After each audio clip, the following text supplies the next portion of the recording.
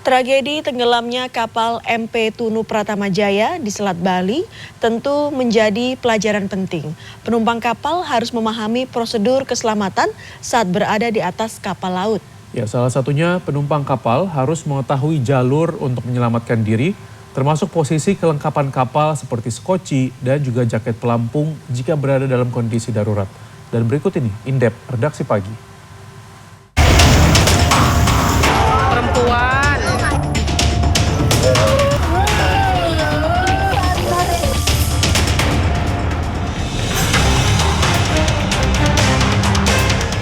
Saat berada di situasi kritis, sangat penting untuk memahami apa yang harus dilakukan. Tidak panik menjadi kunci penting agar mampu berpikir logis untuk menyelamatkan diri. Ada banyak faktor yang bisa membuat kapal tenggelam, di antara lain faktor cuaca, kelayakan kapal, hingga kesalahan manusia. Dari sisi peralatan atau konstruksinya bagaimana, apakah masih bagus atau tidak. Kemudian dari sisi krunya bekerja overload atau tidak, kompetensinya sesuai atau tidak. Jadi banyak faktor yang nantinya bisa memberikan kontribusi terjadi. Cukup banyak perlindungan yang dibuat untuk mengantisipasi kapal tenggelam. Peraturan keselamatan sudah disosialisasikan kepada penumpang sejak masuk kapal. Beberapa peralatan keselamatan harus dipastikan ada dan layak pakai.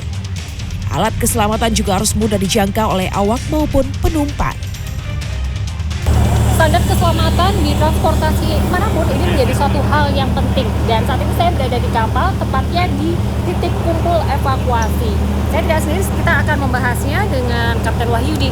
Kapten, ini kan kita berada di titik kumpul ya. Kenapa harus di sini, Kap? Ini apa fungsinya dan apa tujuannya? Jadi begini, setiap kapal saya kira pasti ditentukan ya, di mana tempat master station atau tempat berkumpul ini. Pertimbangannya adalah yang pertama adalah mampu menampung seluruh penumpang dengan kapasitas yang sudah ditentukan. Yang kedua adalah mendekati alat-alat keselamatan kita. Sehingga kalau mereka sudah dikumpulkan terus di absen, jumlahnya lengkap, akan mempermudah nanti untuk segera meninggalkan kapal ini. Termasuk untuk melihat jumlah manifestnya di bawah di sini ya, Kapten? Betul, jadi di manifest kita cocokkan dengan jumlah yang ada sebelum kita meninggalkan kapal. Oke, Kapten, ini tadi saya lihat ada berbagai macam alat keselamatan. Ya. Bisa diceritakan untuk dijelaskan. Nah, standar apa saja nih, Kapten? Ya, misalnya? ini yang disebut dengan liprap. Liprap ini adalah per satu unit ini kapasitasnya adalah 25 orang. Dan ini kalau keadaan darurat kita gunakan, nah ini ada alatnya, kita tekan, ini akan secara otomatis meloncat ke laut. Nah, setelah itu dia akan terbuka seperti, boleh dibilang seperti sekoci karet ya. Seperti sekoci karet dan penumpang dapat naik di liprap tersebut. Kemudian kalau ini tangga luncur? Ini adalah tangga luncur, ini juga secara otomatis kita turunkan seperti tangga darurat. Jadi tempat penumpang turun dari atas kapal ke sekoci yang tadi kita buka. Oke. Tadi ngomongin sekoci. Nah, kalau sekoci ini berarti posisinya harus di mana dan nanti bagaimana untuk pengoperasionalnya khususnya dalam keadaan darurat? Ya, jadi sekoci adalah yang pertama sama. Dia akan mudah dioperasikan jika dalam keadaan darurat. Seperti sekarang ini kita taruh ya. Dan ini juga ditentukan dan sudah ada aturannya, sekoci itu sesuai dengan kapasitas atau besar kapalnya tersebut.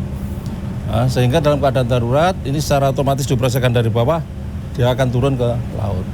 Ya. Kapten, kemudian kalau kita berbicara tentang standar keselamatan di kapal ya. Kalau kapal apakah benar, Kapten, tidak langsung misalnya ini potensi tenggelam ya? Apakah itu langsung tenggelam atau sebenarnya ada tahapan-tahapan yang seharusnya membuat kita mudah untuk melakukan penyelamatan diri? Oke. Jadi saya kira saya ambil contoh satu ya, mengenai tenggelam itu salah satu sebabnya adalah faktor kebocoran, itu ya. Sedangkan kebocoran ini tentu ada prosedur penanganannya sebelum kapal itu tidak bisa diatasi. Ya, termasuk kemungkinan terakhir kalau misalnya kebocoran tersebut tidak bisa diatasi, maka ada pintu kedap di ruangan tersebut. Dan ini kita bisa tutup. Seandainya bocor itu tidak bisa diatasi. Harusnya kalau kebocorannya di satu ruangan dan pintu kedap itu berfungsi baik, maka bocoran itu akan terlokalisir di situ dan tidak menimbulkan kapal itu tenggelam. Ketersediaan life jacket atau jaket keselamatan juga menjadi alat keselamatan dasar yang penting. Life jacket harus tersedia 125% dari jumlah penumpang, termasuk 3% untuk bayi dan 20% untuk anak-anak. Saya mau menunjukkan kepada Anda sejumlah peralatan keselamatan. Di sini ada skoci karet dan juga ada skoci, di mana ini tidak hanya tersedia di sisi kiri saja atau di sisi kanan saja, namun harus tersedia di sisi kanan dan kiri. Tujuannya apa? Ketika ada suatu kejadian bahaya, kapal tersebut condong miring ke kiri, tentunya peralatan keselamatan di sisi kanan atau sisi sebaliknya itu masih bisa digunakan. Dan yang terpenting, peralatan keselamatan yang dibawa harus sesuai dengan jumlah manifest atau penumpang yang ada atau bahkan melebihi dari penumpang yang ada di dalam kapal. Pada kondisi darurat, penumpang kapal tidak hanya diimbau untuk tidak panik, namun juga harus mendengarkan arahan dari awak kapal.